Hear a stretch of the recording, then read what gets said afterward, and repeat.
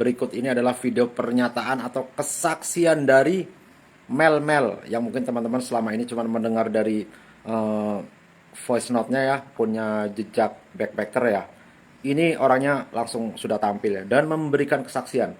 Di sini banyak fakta-fakta yang mengejutkan teman-teman. Oke ya, ikuti terus ya teman-teman ya. Jadi malam itu saya masih ada di kosan, Bu. Sebelum terjadinya malam, sore si saudara Eki tuh nelpon saya, si Ade Eki. Jadi tuh sorenya, sebelum kejadian sorenya si Eki nelpon. Si Eki ngomong, Kang, ada acara nggak malam ini? Saya bilang nggak ada. Kenapa, Dek? Nanti malam kita jalan, dia bilang begitu kan. Saya lagi ada masalah sama Egi, tapi saya nggak berpikir jauh. Maksudnya saya nggak berpikir jauh itu, saya nggak berpikir kalau si bakal terjadi pembunuhan itu, saya nggak berpikir situ, paling masalah anak-anak lah, saya bilang begitu kan dalam hati. Ya nggak ada, ya sudah Kang. Nanti malam kita janjian tempat biasa di taman ya.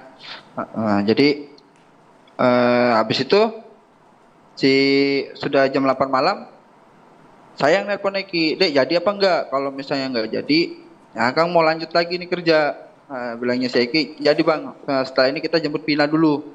Ya itu jemput Pina. Tapi saya sambil bercanda sama Eki, kalau jemput Pina ya bawa temennya lah, Dek. Si Linda maksud saya gitu kan, Bu. Nah, Linda akhirnya temannya kami Vina. jemput tuh si Linda. Iya betul. Kan Oke bos, tahan dulu bentar ya. Nah, ini di sini nih. Si Mel bilang kan dia jelas-jelas boncengan sama Linda. Coba. Tetapi kemarin saat Linda diwawancara, sambil bercanda saya ngomong dia sama bilang si saat Ade kejadian Eki, masa dia di iya rumah. kamu jalan Gitu sama kan. Pina Akang sendiri jadi obat nyamuk. Saat itu obrolan saya begitu.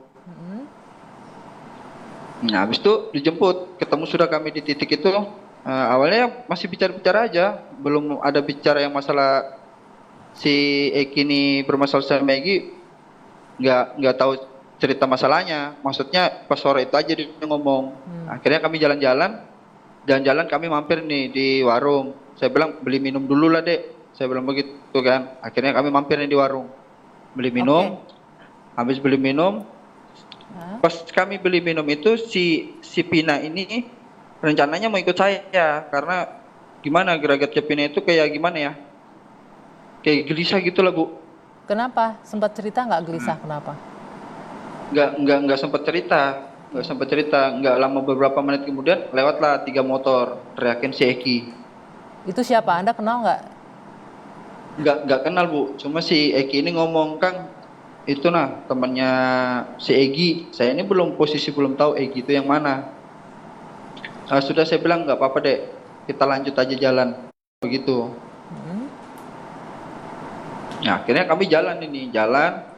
Kami sempat singgah di jalan, putar-putar.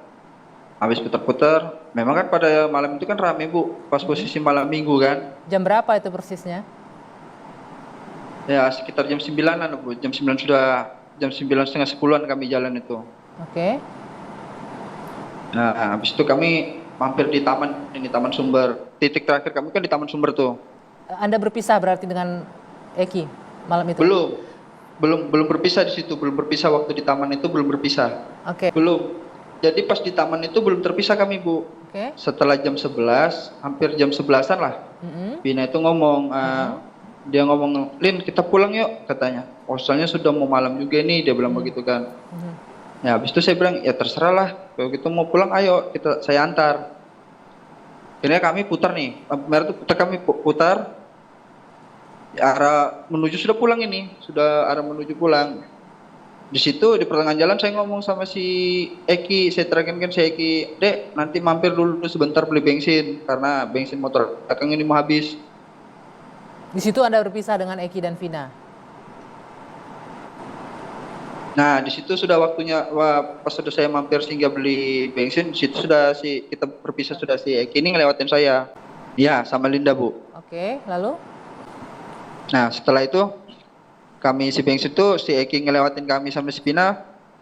Terus saya bilang sama si Lena, loh kok si Eki sama Pina kok ngeliat kok nggak berhenti kok terus sama gitu kan. Coba kamu chat aja, saya bilang begitu. Pada saat itu kan kami masih pakai BBM, Bu. Chat aja saya bilang begitu kan. Oke, oke. Akhirnya Yang itu kan ditelepon, kita sudah bilangnya, dengarkan di podcastnya Jejak Backpacker ya. Nah, saya ingin mendengarkan detail apa yang Anda saksikan Siap. di saat kejadian itu. Yang Anda sebutkan bahwa ada penganiayaan, pembunuhan, bahkan sampai pemerkosaan yang Anda akui dan bisa dipertanggungjawabkan ya pernyataan Iya. Anda. Anda menyaksikannya. Siap, Bu. Silakan. Jadi pas sudah itu langsung ke intinya ya, Bu. Ya. Ya, jadi langsung ke TKP itu di SMP 11 itu saya taruh motor situ. Saya taruh motor karena kan ada yang saya lihat tuh. Di antara beberapa orang masuk gang itu ada yang saya lihat. Jadi saya taruh motor. Di saat itu ada warung, Bu. Warung itu nggak besar sih. Iya, halo. TKP pembunuhan penganiayaan apa yang Anda lihat dan di mana persisnya lokasi itu? Lokasi itu di Gang Bakti 1, Bu. Pas depannya SMP itu kan ada gang masuk ke dalam tuh. Heeh. Yang Di Anda lihat saat itu belakangnya- apa? Yang awalnya saya lihat tuh kan saya pertama itu ngajakin yang punya warung tuh. Yang mas-mas di situ. Ayo mas, temenin saya masuk ke dalam. Tapi dia nggak berani. Heeh, kemudian? Ya, karena dia nggak berani. Ya udah saya nggak berpikir yang panjang-panjang ya, saya langsung masuk aja ke dalam. Ibaratnya saya ngendap-ngendap ke dalam. Mhm. Nah, di situ sudah ramai, Bu. Di belakang gudang itu sudah ramai. Ada berapa orang yang Anda Sudah lihat? ada pemukulan.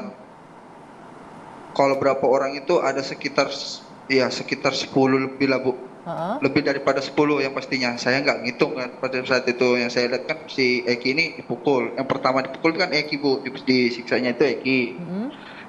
Nah, sempat saya mau maju, tapi saya ini takut juga, Bu. Saya mau maju nih karena posisi saya sendirian. Anda kenapa Nggak, tidak jadi melaporkan saya ke orang di sekitar? Nggak ada. Pada saat itu sepi memang, Bu. Oke. Nggak ada sama sekali orang. Kemudian yang terjadi setelah Eki dipukul, apa yang terjadi dengan Vina? Setelah Eki dipukul, Eki sudah saya lihat juga sudah nggak bergerak kayaknya dia itu. Baru udah lama si Pina ini yang disiksa. Itu berlangsung Pina berapa disiksa. lama? Ada kalau sejaman, Bu. Kurang jam. lebih sejaman. Oke. Anda ingat jam berapa? Saya nggak ingat jam, sudah nggak. Oke. Pokoknya pikiran saya sudah nggak karuan sudah pada malam itu. Nggak ada yang berpikir harus begini begitu, nggak ada sudah, Bu. Begitu sudah selesai, mereka mau keluar tuh saya langsung lari. Nah, saya lari. Keluar sudah yang pertama itu, yang keluar tuh berapa motor aja ya, Bu. Pinanya sama Eki ini belum dibawa nih.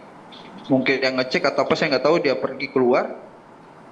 Baru si Eki sama Pina ini dibawa juga. Bagaimana cara Saat membawanya? itu digonjeng 3, Bu. Jadi Pina ditaruh di tengah sambil ditutup mukanya itu sama jaket. Itu kondisinya udah nggak sadar?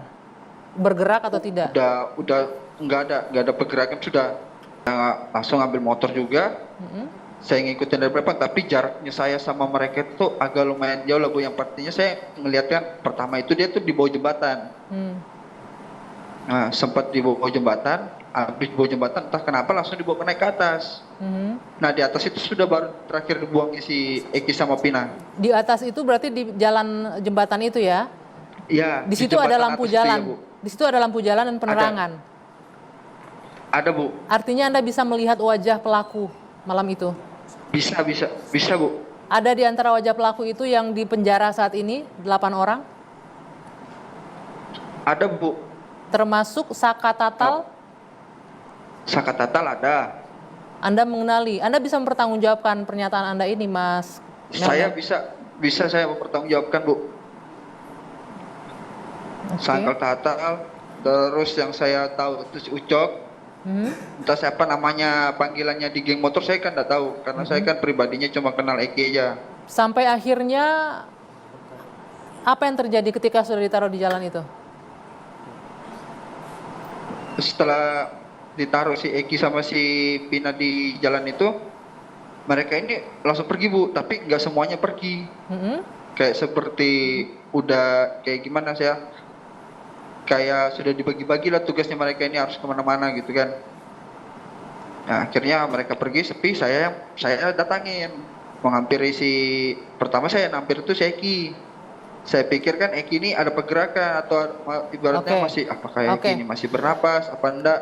Mas Melmel, kameranya boleh dinaikkan kembali. Oke, Mas Melmel.